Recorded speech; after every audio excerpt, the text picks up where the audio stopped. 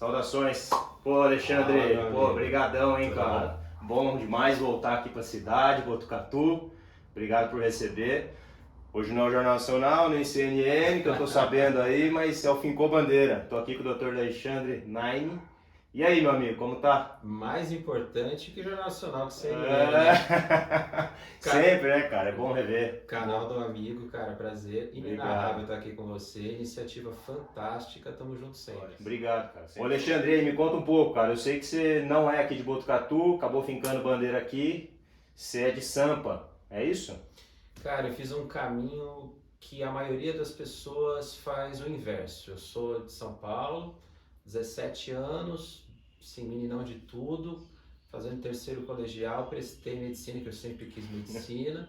Aí prestei as públicas, né? Não tinha feito cursinho, nada. Falei, vamos prestar as públicas, ver o que dá. Ano que vem a gente faz direito, faz um cursinho. De repente passei numa tal de Unesp Botucatu. Nem sabia onde era Botucatu. Peguei um ônibus, vim parar aqui. E 3 semanas que eu tava aqui, aquela coisa, calor, trote, integração, adorei a cidade. De repente meu pai me liga, olha, você passou na Unicamp. Vixe. Vai pra Campinas, né? Cidade maior e tal. Você tá lá, universidade mais conhecida. Falei, não, pai, vou ficar aqui mesmo e tal. Mas vai mais perto. Falei, não, vou ficar aqui.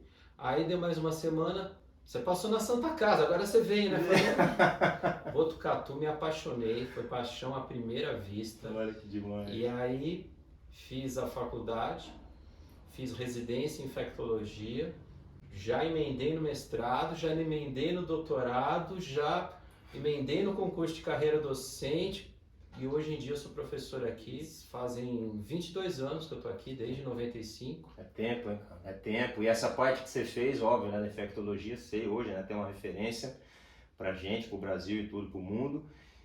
Mas essa infectologia entrou quando, cara? Na fase da faculdade, assim, que é Não um vai acreditar, cara. Foi lá no segundo ano.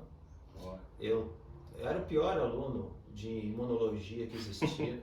Tanto é que eu não fiquei nem de recuperação, fui direto para dependência, para DP de imuno. Aí teve um dia que apareceu para dar uma aula lá pra gente, para dar algum contexto clínico, o professor Domingos Alves Meira. O professor Meira chegou lá e falou, hoje eu vou explicar a relação entre o HIV, o sistema imunológico, e deu uma aula de 2 horas que eu fiquei assim, eu falei isso que eu quero.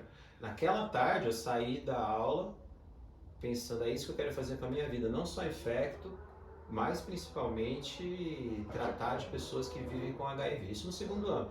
Tanto é que o meu próximo passo foi criar a Liga de Prevenção e Apoio à AIDS, a LAPA, a antiga LAPA. Eu criei uma liga no ano seguinte e a gente começou a mexer com assistência, com prevenção, cuidando das pessoas que vivem com HIV AIDS, isso, fazendo pesquisa científica, iniciação científica, logo no segundo e terceiro ano. Pô, foi já nessa época mesmo, então deu um... Foi uma inspiração sabe quando dá aquela epifania de ver o professor? Sim. E a hora que eu falei, é isso que eu quero ser um médico que tenha uma relação entre o ser humano, o meio ambiente onde ele habita e os agentes infecciosos, porque o infecto é esse tudo, né? Nossa, eu quero ter essa visão. E aí eu fiz a imuno no 4º ano, passei.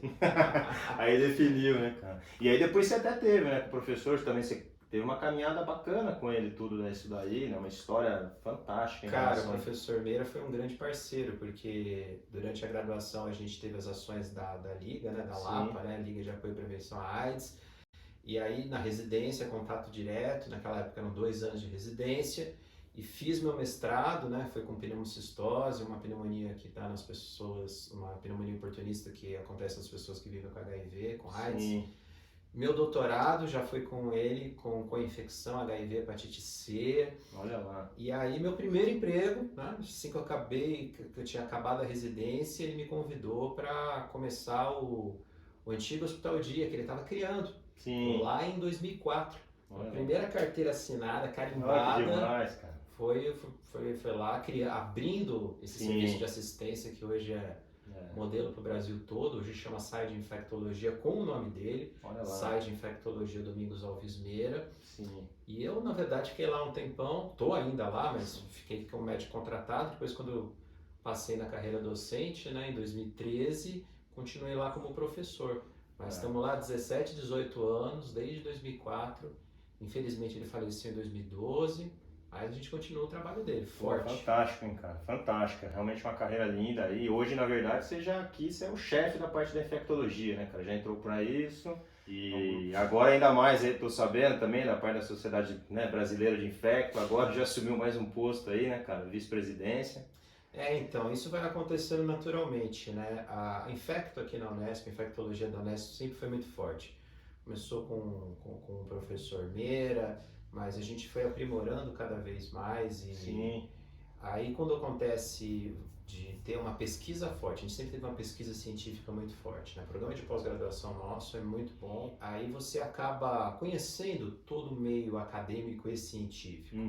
Isso acaba levando você invariavelmente para as sociedades médicas, né? As sociedades científicas. Eu já tinha sido da diretoria da Sociedade Paulista entre 2006 e 2007 e passei a ajudar, por consequência, a Sociedade Brasileira de Infectologia. E durante toda essa pandemia Covid, desde o comecinho de 2020, o pessoal da Sociedade Brasileira de Infecto me elegeu para ser um dos consultores científicos. Porque, poxa, cara, sempre viu isso? Você ser soldado na linha de frente, começa a guerra, é você que tem que estar ali, né?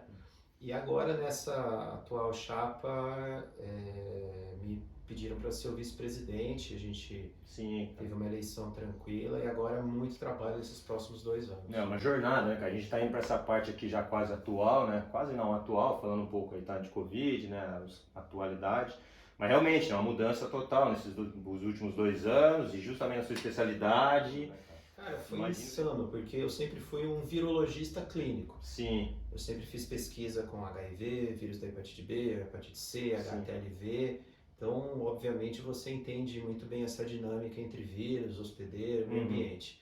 E quando a pandemia chegou, em comecinho de 2020, eu acumulava as 2 chefias, tanto a chefia do serviço de infectologia, a parte de assistência do Hospital das Clínicas, como a chefia de departamento de infectologia, que é a parte de ensino, de pesquisa.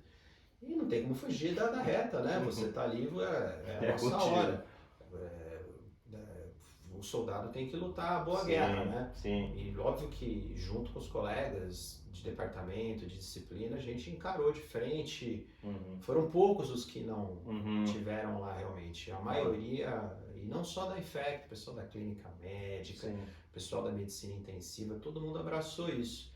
E aí acabou que nós tivemos um alcance muito grande, porque a gente sempre estava fazendo pesquisa, sabia as informações de ponta, tinha contato com todo mundo no Brasil e no mundo, e aí de vez em quando o WhatsApp vem para ajudar, né? Você consegue conversar com todo mundo, saber o que está acontecendo, o trabalho que acabou de sair aqui e ali, e a parte importante, que eu acho fundamental, de educação em saúde. Educação em saúde para a população, que a minha via principal é a mídia. Então, muitas vezes as pessoas perguntam assim, poxa, mas você fica dando entrevista, você fica o dia inteiro dando entrevista, pra quê? Porque se você não leva, se eu sou professor, se eu sou cientista, se eu sou médico, estou ali de frente, se eu não levo essa informação para a população, o que é que eu estou fazendo com isso? Quem é que vai levar, né? E também para os outros médicos. Então a gente fez assim, N eventos de educação médica continuada para explicar o que estava acontecendo na Covid. Mudou tudo, né? Eu sei que mudou até a relação mesmo dos alunos, a parte toda na faculdade, né? A movimentação, o pessoal da cirurgia especificamente, alguns que não tiveram, né? Às vezes perderam aquele estágio, perderam entre aspas, na verdade uma situação atípica, situação de guerra, a pandemia e depois é o menor. Isso foi um dano colateral imenso. Realmente na parte de ensino e pesquisa para algumas áreas ficou interrompido, né? Porque o residente de cirurgia ele aprende fazendo. E ele basicamente só operou urgência. E imagine as cirurgias eletivas super importantes, pesquisas nessas áreas. A pandemia, nesse ponto, foi extremamente ruim em relação à formação, mas na parte união foi muito bonito. Uma coisa que a gente teve aqui foi o seguinte, todos os médicos de todas as especialidades tinham uma escala para atender paciente Covid. Então todo mundo colaborou.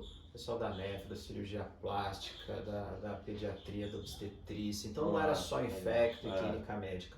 Inclusive professores, todo mundo pôs a mão na massa por um bem comum. Né? Eu comparo muito, eu sempre disse isso, é a mesma coisa que cai um avião aqui e me chamar como infectologista para atender trauma, né? Sim. Eu vou lá, o que eu posso ajudar? O que você pode ajudar, né? Estabilizar o paciente, faz isso, aquilo, e foi muito bonita essa hora. Legal, né? E todo esse tempo, Alexandre, na verdade, assim, eu vi que é óbvio, você fez uma carreira toda acadêmica até hoje, tá? E ficou... Em algum momento teve algum balanço para sair? Porque, assim, não, teve 2 momentos que eu balancei, cara. Porque a parte acadêmica no Brasil, você sabe muito bem que é muito pouco valorizado. Sim, difícil ficar somente, né? Às vezes. E apesar dos esforços que nós como professores fazemos sempre, muitas vezes os concursos demoram para acontecer e são mal remunerados. Aí aconteceu uma situação específica em 2010 para 2011, eu já tinha defendido o doutorado, tinha acabado de defender o doutorado, e uma indústria farmacêutica me convidou para ser o gerente médico. Então eu fui trabalhar, fiquei 1 ano trabalhando com a Roche, foi uma experiência fantástica. Gerente médico de uma linha de medicações para doenças infecciosas, para HIV, para hepatite C. Eu não tirei o pé completamente daqui, mas ficava um pouco em São Paulo. O salário era aviltantemente maior. E nessa época eu cheguei a balançar, e tanto é que eu trabalhei lá durante muito tempo, durante quase 1 ano. Mas foi mais um sinal que apareceu. Um belo dia, isso era começo, finalzinho de 2011, o professor Meira me ligou, vai sair o concurso aqui, eu quero você aqui 40 horas, eu sei que é a sua vocação, não sei o que lá. Eu falei, bom, naquela época eu estava como médico contratado, ganhava muito menos, né? Falei, então agora eu vou voltar. Já tinha ficado 1 ano vestindo terno e gravata, pegando trânsito em São Paulo, fiz 10 viagens internacionais em 1 ano. Caraca. Falei, não, eu quero ser professor, eu quero ser assim. O trabalho lá foi fantástico, né? Sim, certo. Conheci todo mundo, fiz muita ciência, publicamos, mas me identifico mesmo com a cara. Eu tenho consultório particular, adoro fazer consultório particular. Que eu acho muito justo, né, cara? É o famoso que você sabe, tem todo o potencial e você tem seu tempo que você reserva para essa parte. Mas olha que louco, uma outra coisa que aconteceu depois disso, que eu também me mexeu muito, um momento da minha vida, eu já era professor e tal, mas aconteceu que eu comecei a trabalhar com voluntariado. Eu fiz 3 missões médicas para regiões remotas para atender pessoas que não têm assistência nenhuma à saúde. E nesse momento, mais uma vez, eu fiquei balançado, porque a diferença que um médico faz nessas regiões é imensa. Parece bobagem, mas para quem não tem nada, qualquer coisa é demais. Nesse momento também, eu já tinha tido uma experiência anterior com os Médicos Sem Fronteiras, e aí eles fizeram contato de novo, e eu fiquei um pouco balançado, mas não cheguei aí. Sim. Foram 2 momentos da minha carreira que... E veja que é uma coisa super oposta, né? Uma coisa é lidar com medicina para os mais necessitados, com voluntariado, e o outro indústria farmacêutica. Com indústria, né? Os dois chacoalham e no final tem a reunião ali. Mas é justamente isso. Ser o professor, ser cientista é o meio termo. Porque eu consigo fazer um consultório particular, eu consigo, por exemplo, em congresso, fazer palestra para a indústria farmacêutica, mas ciência precisa comunicar. Não sei se você sabe, né, um dos maiores médicos que eu admiro chama Abelardo Barbosa. Sabe quem é Abelardo Barbosa? Chacrinha. Chacrinha fez 6 anos de medicina e ele tinha uma frase assim: quem não comunica se estrumbeca. Eu não sabia que tinha feito medicina, não. Fez 6 anos, não chegou a atuar, ele já partiu para a rádio. E depois virou apresentador de TV. Sim. Mas, cara, o que adianta eu fazer pesquisas se eu não comunicar? Se eu não for mostrar para os meus pares? Sim. Se eu não for se dá a cara mesmo, né? Colocar. E professor também é a mesma coisa. O professor tem que saber se comunicar, tem que saber traduzir aqueles dados científicos numa linguagem palatável ou numa informação que as pessoas consigam absorver. E conseguiu ir para muito lugar, assim, alguma coisa? Não, cara, foi o mundo todo, né? O mundo todo, e a pandemia, obviamente, fez com que a gente ficasse focado nisso. Foi uma imersão, foram 2 anos que a gente só faz Covid, praticamente, né? Eu tive que parar de fazer os ambulatórios de HIV, tudo que eu fazia, deixei pro para minha equipe, né? Por isso que é importante a equipe, né? Com certeza. E agora retomou os congressos, até porque não tá, todos os congressos estavam sendo online, quer dizer, Sim. continuavam as aulas, né? Isso que eu ia perguntar, na verdade, se tem essa parte agora, se alguns trabalhos a gente acaba vendo, que era remoto, ficou remoto, agora estão tentando o híbrido, agora a parte de congresso, que é importante também ter esse contato, né? Só que tem um momento, crítico, né? Mas agora esse contato é importante, esse trânsito, a comunicação, reencontrar colegas que estão lá, né? Justamente vendo. O mais importante do congresso presencial é a questão de você estar devotado àquilo, porque Sim. Congresso à distância, online, virtual, você não vai tirar, você não vai deixar de trabalhar, de ir no hospital, você não tem como pedir uma licença para ficar em casa, e fora que é muito chato, né? Sim. Então os congressos agora estão migrando para congresso híbrido, nosso brasileiro de Infecto foi híbrido, foi muito legal, com todas as medidas. Lógico. Mas o que eu estou mais sentindo falta de viajar não é nem para isso, é para fazer uma outra missão médica voluntária. Olha lá. Porque missão médica voluntária é algo que te lava a alma. Pô, que legal eu isso. sempre digo que você ganha muito mais do que você dá. Você fica lá uma semana atendendo de graça as pessoas e você volta com renovado, uma bagagem, aquilo que as pessoas te ensinam com as lições de vida dela. É algo simples, um diagnóstico de diarreia aguda que você trate adequadamente, que você reidrate, que você dá uma atenção. Às vezes uma coisa, eu lembro de uma missão que eu acabei atendendo a mesma paciente, a paciente tinha lá uma cefaleia eventual, nem consegui fazer diagnóstico de que tipo de enxaqueca era. Cara, eu deixei com ela uma receita simples, nunca vou esquecer, de pirona. Se dor, tome tanto, não sei o que lá. Quando eu saí da van no ano seguinte, ela veio, doutor Alexandre, minha vida mudou. Com uma receitinha de medicação sintomática. Quantos pacientes com HIV que eu atendi na fronteira da Venezuela com o Brasil, que vieram migrando para cá, sem tratamento nenhum, todo complicado, e que aqui no Brasil a gente tem esse modelo fantástico, né, do Programa Nacional de Atenção HIV/AIDS. Então chegava aqui, a gente arrumava a medicação, terapia de coquetel, dava a medicação certinha. O paciente falava, nossa, doutor, aquela alegria nos olhos dele, falava, não, você vai tomar um remédio, você vai ficar indetectável do HIV, você vai ter uma vida, expectativa de vida normal, você vai poder até mesmo fazer sexo sem preservativo, sem contaminar seu parceiro, sua parceira. Então todas essas informações pra gente é básico, né, que a gente faz no dia a dia, pra quem não sabe, cara, é uma diferença. Às vezes as pessoas voltam até, parece bizarro, mas às vezes voltam até a se sentir gente. Não tem dúvida porque disso. A pessoa começa a ficar meio reclusa, a pessoa já sabe que o pessoal às vezes vai olhar meio estranho, começa a ter aquele preconceito. Não, você tem que ir lá onde elas estão, senão você não entende.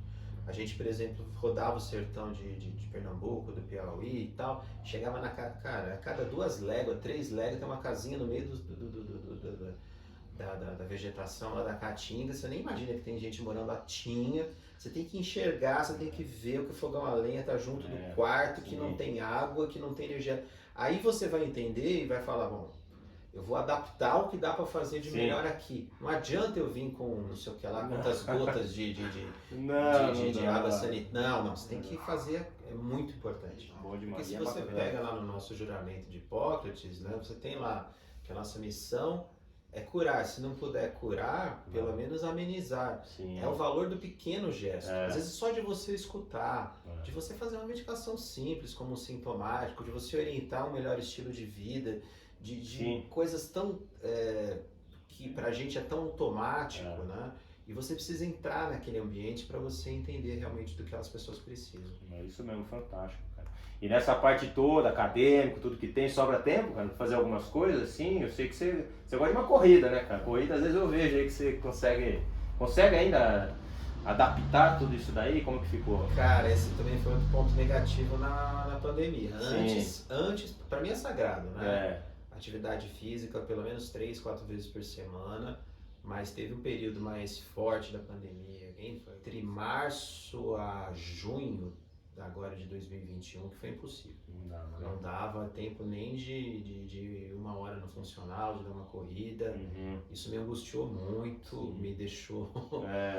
Acho que foi o período que o mundo deu uma chacoalhada disso, né? A parte mental, porque você não consegue fazer atividade, ou a parte também alimentação, e o estresse mesmo, você não poder ter um projeto, ou saber quando, porque estava no meio do Porque na verdade cada minuto valia muito, né? Sim. Então, você está no olho do furacão e mesmo você podendo, por exemplo, aqui em Botucatu tem áreas abertas, eu gosto de fazer esporte em área aberta, né? Sim. Mas não é que não tinha oportunidade, não tinha tempo, né? Então o que a gente viveu foi insano, né? Aquela época que infelizmente perdemos aí 400 das 620 mil óbitos foi nesse período aí, com a circulação da P1.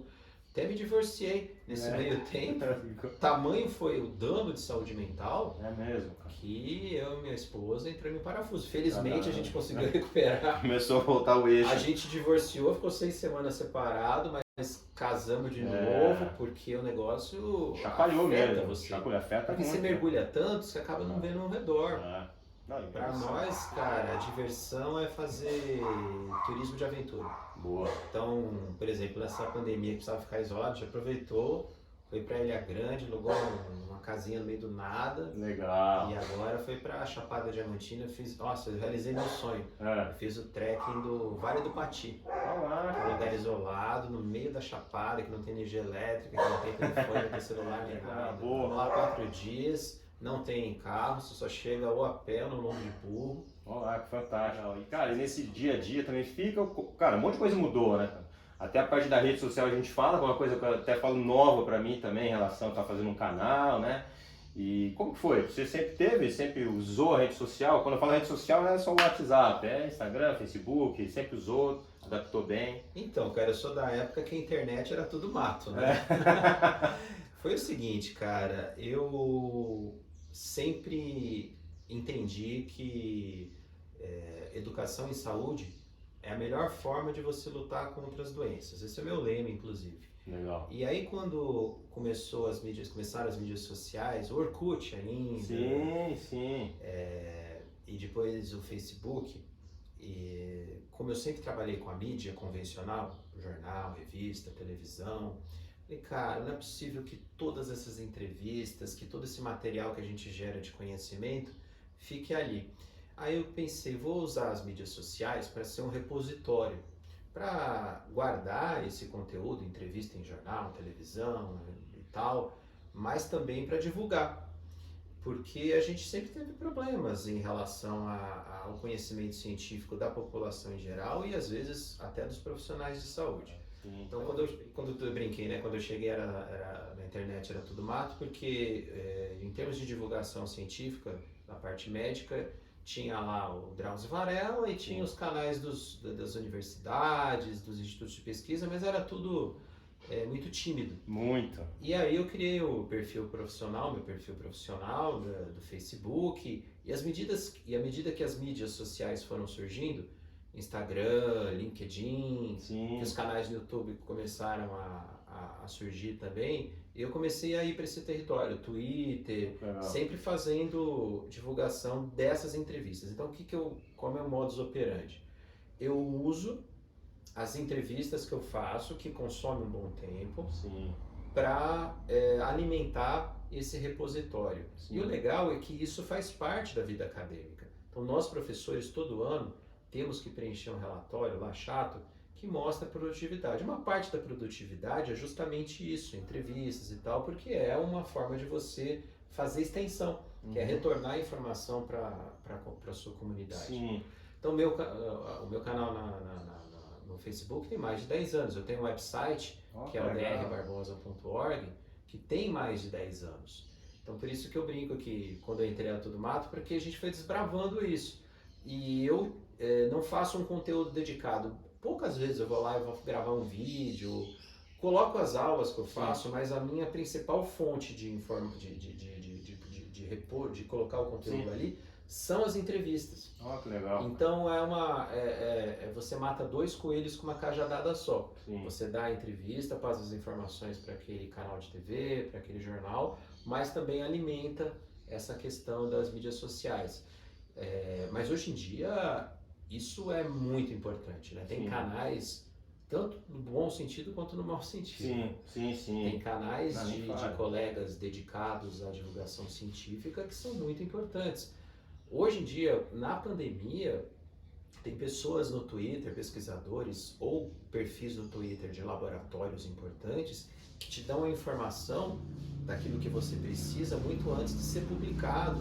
Legal. Então a comunicação em ciência também mudou bastante. A gente precisa seguir isso, né? Porque como é que era na minha época, quando eu fiz faculdade, né? Você não tinha nem acesso ao computador, você tinha que ir na biblioteca procurar um periódico, às vezes aquela revista estava emprestada, ou eram as salas dos professores titulares, não tinha todas as revistas. Então, a informação se democratizou. Eu lembro muito bem quando eu era residente, meu primeiro salário de residente, que é pouquíssimo, né? Hoje em dia deve dar uns 2, 3 mil reais no máximo, eu gastei integralmente para comprar um aparelho que nem sei se não existe mais hoje, a Palm Top. O Palm Top. Por que eu comprei aquilo lá? Porque aquilo dava acesso aos e-books que a gente chamava na época, da John Hopkins e da Stanford. E eu lembro que saiu um artigo naquela época que mostrava que aquele Palm Top, o médico que tinha Palm Top, salvava mais vidas do que, por exemplo, um estetoscópio. Foi uma comparação que eles fizeram, mostrando que aquilo te permitia, por exemplo, não errar a prescrição, estar atualizado com a dose, não sei o que lá. Então hoje em dia, sim, hoje em dia tem os smartphones, todos esses aplicativos, mas a ideia é o seguinte, médico tem que estar up to date, porque a quantidade de informação que a gente tem hoje é imensa. Você pode falar de tudo e de errado. Então... Existe um negócio chamado infodemia, é um termo técnico, é um termo científico, infodemia, que é a quantidade imensa de informação, uma epidemia de informação. E nisso tem informação de tudo quanto é tipo. É por isso que o mais importante é o filtro. E é isso que a gente está aqui fazendo, né? O meu trabalho, por exemplo, de divulgador científico, de professor, é filtrar. Então, uma das demandas grandes que tem é das agências de checagem de notícia. Então, bomba um vídeo no Instagram ou no WhatsApp. Tem isso hoje, né? As agências ligam e falam, doutor, por favor, qual a sua avaliação? Ele passa por 2 ou 3 professores para falar se aquele conteúdo é verídico, se tem embasamento ou não, ou se é uma fake news.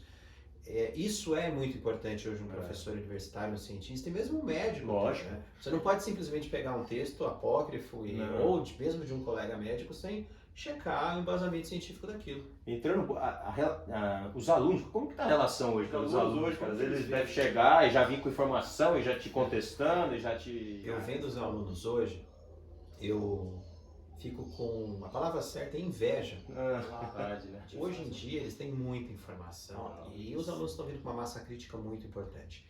Eles são questionadores, eu acho isso ótimo. É lógico, né? Que de vez em quando você é pego no pulo, porque ele chega com uma informação que você ainda não sabe, né? Mas isso é bom. Te aprimora, né? Porque te motiva. E eu tenho que fazer essa reflexão. Muitas vezes eles têm muito mais espírito crítico que os colegas da minha geração. Uma coisa tem que ficar muito claro. Infelizmente, até bem pouco tempo atrás, e eu te falo até 5 anos atrás, ou talvez um pouco menos, a formação médica não criava pessoas com isso, ou seja, médicos, nem todo médico é cientista. Isso é péssimo, porque você tem que saber avaliar um trabalho científico para você dar a sua opinião, para você tomar uma decisão. O mínimo de medicina baseada em evidência tem que estar dentro do seu modus operandi no seu cérebro, porque senão você vai tomar decisões que não são acertadas para o seu paciente. Então, hoje essa geração já pergunta, mas esse é um ensaio clínico randomizado? Quantos pacientes em cada braço? Mas o viés de não sei o que lá? É um estudo observacional, já critica, blá, blá. Eles têm muito mais isso é fundamental. É uma geração que tem facilidade no acesso à informação, porque nasceram nessa época, tem um espírito crítico muito desenvolvido. Né? Mas é lógico que precisa trabalhar outras habilidades. São pessoas que têm menos experiência de vida. Isso é diferente da nossa geração, porque a nossa geração não tinha internet, não tinha celular, não tinha nada. O que era? Esse contato, essa conversa, era fazer. Você ia lá com o professor à meia-noite fazer um estágio de ortopedia, de obstetrícia, não sei o que lá. Então eles não têm essa vivência prática, é isso que está faltando para eles, né? Até porque trazer um pouco para isso. Que o tempo também às vezes com certeza deve ir moldando, né? Vai ficando, a pessoa escolheu, vai fazer essa parte. Alexandre, pô, obrigado, viu, cara? Bom, um prazer estar aqui contigo. Tá voltando, a gente vai falei, mas repito, né? Um dos motivos do canal é esse. reencontrar algumas pessoas, conhecer, saber um pouco da realidade, né? E tá me dando muito prazer isso, cara, é muito gostoso. Obrigado por receber, abrir um espaço aí também, que a gente sabe que nessa correria. Legal, cara, obrigado mais uma vez aí pelo carinho, eu acho pela essa prosa. iniciativa sensacional. Eu acho que quanto mais a gente divide opiniões, Sim. a gente multiplica conhecimento. Pô, show de bola. Prazer, Obrigado mesmo. Obrigadão, cara. Valeu mesmo. Obrigado. Valeu.